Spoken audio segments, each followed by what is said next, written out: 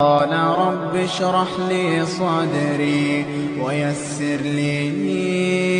أمري واحلل عقدة من لساني يفقه قولي واجعل لي وزيرا من أهلي هارون أخي اشدد به أزري وأشركه في أمري كي نسبحك كثيرا ونذكرك كثيرا إنك كنت بنا بصيرا.